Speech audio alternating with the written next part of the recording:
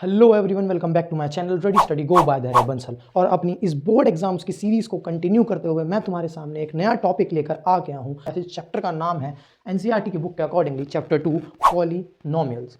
Major जो हम इस चैप्टर में पढ़ने वाले हैं वो है क्वाड्रेटिक पॉलिनोमियल्स, क्वाड्रेटिक इक्वेशंस पढ़ने वाले हैं ज़्यादातर। इस चैप्टर में जो मेन 2-3 टॉपिक्स बचे हैं मैं उन्हीं पर इस वीडियो में बात करने जा रहा हूँ। इसमें से पहला टॉपिक हमारा आता है फाइंडिंग नंबर ऑफ जीरोस। है कि उस पर्टिकुलर पॉलिनोमियल का ग्राफ कुछ इस प्रकार या इस तरीके का है, तो अगर वो मुझसे क्वेश्चन में जस्ट पूछे कि I have to find the number of zeros, तो मुझे ज़्यादा कुछ नहीं करना, मुझे बस ये चेक करना है कि ये जो ग्राफ है ये एक्स एक्सिस से कितनी बार कट रहा है। जितनी बार भी ये ग्राफ एक्स एक्सिस को कट कर रहा होगा वही मेरे नंबर ऑफ जीरोस कहलाए जाएंगे। लाइक 1 2 3 4। तो इस पर्टिकुलर ग्राफ या फिर इस पर्टिकुलर इक्वेशन का जो ग्राफ है हमारा वो एक्स एक्सिस को 4 बार कट कर रहा है। इसी वजह से ये जो हमारा ग्राफ है, या फिर हम ऐसा बोल सकते हैं कि इस पर्टिकुलर ग्राफ की जो भी इक्वेशन होगी उसके पास 4 जीरोज होंगे। आई होप तुम लोगों को ये पर्टिकुलर कॉन्सेप्ट समझ में आया होगा। तो यहाँ पर मेरे जो नंबर ऑफ जीरोज हैं वो कितने हैं?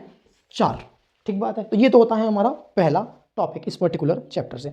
सेकंड टॉपिक क्या आता है? सेकंड टॉपिक आता है कि मुझे जो है वो जीरोस दे देगा, यानी कि मेरे को क्वेश्चन में वो 2 जीरो दे देगा जिनको वो स्टेट कैसे करेगा कि एक तो है अल्फा और दूसरा जीरो है beta. The question will ask me to form a equation based on that zeros. मतलब मुझे खुद से एक ऐसी इक्वेशन बनानी है जिसमें जब मैं वो जीरोस पुट ऑन करूंगा तो मेरे वो जीरोस उस इक्वेशन को सेटिस्फाई कर देंगे। तो जब वो ऐसा पर्टिकुलर क्वेश्चन को हम क्या बोल सकते हैं कि forming a polynomial with given zeros, the zeros are alpha and beta. Equation का ये रही आपकी इक्वेशन। वो इक्वेशन क्या बोलती है कि हमको क्या करना है, जो इक्वेशन का फॉर्मेट है वो कैसा है कि x square minus alpha plus beta x plus alpha beta. क्या है? X square minus alpha plus beta x plus alpha beta. यहाँ पर क्या है? ये मेरा अल्फा है, ये मेरा बीटा है, ऐसे यहाँ मेरा ये अल्फा है, ये मेरा बीटा है। तो मुझे यहाँ पर क्या करना है? उन दोनों का सम करके तो मुझे इस पर्टिकुलर जगह में पुट करना है और उन दोनों की मल्टीप्लिकेशन करके मुझे इस पर्टिकुलर जगह में पुट करनी है। और मेरे पास क्या होगा? सीधी सीधी मेरी एक इक्वेशन फॉर्म आउट होके हो जाएगी। इस यहाँ पर अच्छा एक और चीज़ भी होती है कि मान लो अगर अल्फा और बीटा है वो क्या है? सम ऑफ जीरोज हैं, जिनको मैं माइनस बी अपॉन ए भी लिख सकता हूँ। अब ये मतलब क्या है? बी और ए का क्या मतलब है? क्योंकि जो जनरल फॉर्म होती है किसी भी पॉलिनोमियल की, क्वाड्रेटिक पॉलिनोमियल की, वो इस तरीके से होती है a x square plus b x plus c. इस फॉर्म में होती है, decreasing order of the degree. ठीक है, इस तरीके से मैं लिखता हूँ। तो यहाँ पर ये रहा ए, ये बी होता है, यानी कि ए क्या होता है? आपका coefficient of X square, B क्या होता है? कोएफिशिएंट ऑफ एक्स, और सी इज द कांस्टेंट। तो उनकी फॉर्म में भी मैं चाहूँ तो अपने ये जीरोज निकाल सकता हूँ, यानी कि जो मेरे सम ऑफ जीरोज होता है वो होता है माइनस बी अपॉन ए, वही जो प्रोडक्ट ऑफ जीरोज होता है वो होता है सी अपॉन ए।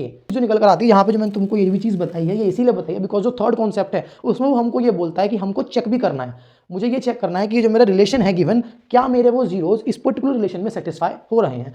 दोनों पे एक एनसीईआरटी का क्वेश्चन हम यहाँ पर सॉल्व करेंगे ताकि फिर उसके बाद आपको ये पॉलिनोमियल वाला चैप्टर बिल्कुल क्लियर हो जाएगा। तो चलो अब हम क्वेश्चंस पे आते हैं। अगर हम क्वेश्चंस की बात करें तो जैसे कि यहाँ पर मैंने क्या कि forming polynomial with given zeros. अब यहाँ पर भी ना 2 चीज़ें निकल के आ सकते हैं कि हो सकता है कि वो आपको अल्फा बीटा दे दे, या फिर वो आपको डायरेक्ट अल्फा प्लस बीटा और अल्फा बीटा दे दे, यानी कि सम ऑफ जीरोस और प्रोडक्ट ऑफ जीरोस डायरेक्ट दे दे। तो एनसीईआरटी की बुक में डायरेक्ट दे रखा है, पर यहाँ पर मैंने तुमको सिर्फ अल्फा और बीटा की फॉर्म से दिखा रखा है ताकि दोनों ही तरीके से क्लैरिटी ऑफ थॉट आपको रहे। तो अगर उसने मुझे अल्फा और बीटा सेपरेट दे रखे हैं तो मैं क्या करूँगा? पहले अल्फा बीटा निकाल लूंगा प्लस करके, और अल्फा इंटू बीटा निकाल लूंगा मल्टीप्लाई करके, और फिर वो मैं यहाँ पर अपनी इक्वेशन में पुट करूँगा। अल्फा प्लस बीटा की जगह 0 आ गई वैल्यू, और अल्फा बीटा की जगह -1/16 आ गई। तो मेरे को सॉल्व करके कुछ ऐसी इक्वेशन मेरे हाथ में आएगी। और जस्ट इन केस कि उसने ये सम ऑफ जीरोस और प्रोडक्ट ऑफ जीरोस दे रखे होते तो मैं डायरेक्ट अगर वो यहाँ पर पुट करता तो देखो मेरी इक्वेशन कैसी बनती। जब सिर्फ यहाँ पर डायरेक्ट ऐसे लेकर मैं यहाँ पर पहले डालता वैल्यू अल्फा प्लस बीटा की इस तरीके से, प्लस अल्फा बीटा की इस तरीके से, और एलसीएम लेने के बाद मुझे क्या निकल के आया था? 4x स्क्वायर प्लस 1x, या फिर मैं 1 भी नहीं लिखूँ तो भी चलता है, प्लस 1, और जो 4 है वो उधर 0 के साथ जाकर मल्टीप्लाई हो जाता है और ये इक्वेशन निकल के मेरी सिंपली आ जाती है, जो कि आपका इस टाइप से एनसीईआरटी की बुक में क्वेश्चन दे रखा है। यही एनसीईआरटी का क्वेश्चन था। इसके अलावा जो मेरा लास्ट कॉन्सेप्ट था क्या था कि finding zeros and verify the relation. What relation? यही कि अल्फा प्लस बीटा जो है वो माइनस बी अपॉन ए के बराबर है, और अल्फा बीटा जो है वो सी अपॉन ए के बराबर है। अगर ये चीज़ मैंने प्रूव करी तभी एक क्लैरिटी मुझे मिलेगी कि हाँ, जो मैंने क्वेश्चन को सॉल्व करके फैक्टराइज करके जो अपनी 2 जीरोस निकाले हैं वो मेरे ठीक हैं, अगर वही रिलेशन को सेटिस्फाई कर रहे होंगे। जैसे कि मैं अगर यहाँ पर अपनी एक क्वेश्चन देखूँ जो उसने क्वेश्चन में एनसीईआरटी के हिसाब से ही है। क्वेश्चन क्या है? 6x square minus 3 minus 7x। अब मुझे क्या पता है कि जो जनरल रिप्रेजेंटेशन है मेरी क्वेश्चन की वो इस तरीके से नहीं होती, मुझे decreasing order of their values या फिर पावर लिखना होता है। तो यहाँ पर एक्स स्क्वायर था तो ये मैं आगे ले जाऊंगा और इस तरीके से अपनी क्वेश्चन को फॉर्म कर दूंगा। अब मैं क्या करूंगा? यहाँ पर स्प्लिटिंग द मिडिल टर्म आप लोग जानते होंगे, फैक्टराइजेशन अगर नहीं जानते तो कमेंट सेक्शन में बताओ, इसके ऊपर एक सेपरेट वीडियो में लेकर आ जाऊंगा। ठीक है, तो यहाँ पे मैंने इसको फैक्टराइज करा, मिडिल टर्म स्प्लिटिंग करी, इन दोनों को मल्टीप्लाई करते हैं, फिर फैक्टराइज करके अपने बीच वाली जो भी हमारा एक्स के साथ वाला कोफिशिएंट है उसको मैनेजिंग करके बनाते हैं प्लस माइनस की फॉर्म में। तो मैंने यहाँ पर बनाया -9x + 2x की फॉर्म से, ये रहा, फिर मैंने इसमें कॉमन लिया तो कुल मिला के मेरे पास जो दो फॉर्म्स आई वो एक तो ये आया 3x+1 और एक आया 2x-3। दोनों को मैंने बारी बारी जीरोस के बराबर रखा तो मेरे को क्या निकल के आया कि एक तो मेरी x की वैल्यू आई -1/3 और एक मेरी x की वैल्यू आई 3/2।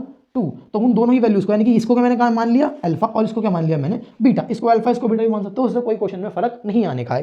तो जब मैंने अल्फा प्लस बीटा करा और यहाँ -b/a की वैल्यू डाली तो वो दोनों मेरी ऑब्वियस सी बात है क्या आई, सेम आई। अल्फा प्लस बीटा करा, एल गेटा 7/6 और अल्फा अपॉन बीटा यानी b/a करा तो b की वैल्यू क्या थी 7 और a की वैल्यू क्या थी 6। पुट करा, I got the same answer. Like अगर मैंने ये करा अल्फा बीटा जो कि मेरी क्या थी वैल्यू, देखो ध्यान से, अल्फा क्या था -1/3 और बीटा क्या था 3/2। तो देखो -1/3 मल्टीप्लाई 3/2 ये कटा तो मेरा अल्फा बीटा आया -1/2। और जब मैं यहाँ से देखूंगा c/a तो c क्या है -3 और a क्या है +6। तो यानी कि c/a की वैल्यू भी क्या आएगी -3/6 दैट इज -1/2। तो क्योंकि मेरा यहाँ पर रिलेशन वेरीफाई हो गया है दैट मीन्स मेरे दोनों आंसर जो जीरोज मैंने निकाले हैं वो दोनों ही ठीक है। तो इसी तरीके से हमारा इस चैप्टर के जो 3 इंपॉर्टेंट टॉपिक हैं या फिर जो 3 रिमेनिंग टॉपिक हैं हमारी एनसीईआरटी की बुक में बोर्ड्स के प्रोस्पेक्टिव से वो तुमको मैंने तीनों क्लियर करवा दी हैं। बाकी अगर ये वीडियो अच्छी लगी हो तो इस चैनल को सब्सक्राइब करो, वीडियो पर लाइक करो ताकि ऐसे ही और आगे कंटेंट मैं तुम लोगों को देता रहूँ। बाकी हाँ, ये सीरीज अभी चलने वाली है, बोर्ड के मैथ के एग्जाम से पहले तक मैं सारे लेक्चर्स तुमको कवर करा दूंगा, सारे चैप्टर्स के मेन कुछ क्वेश्चन या टॉपिक्स या फिर कॉन्सेप्ट्स तुम लोगों के हाथ में होंगे।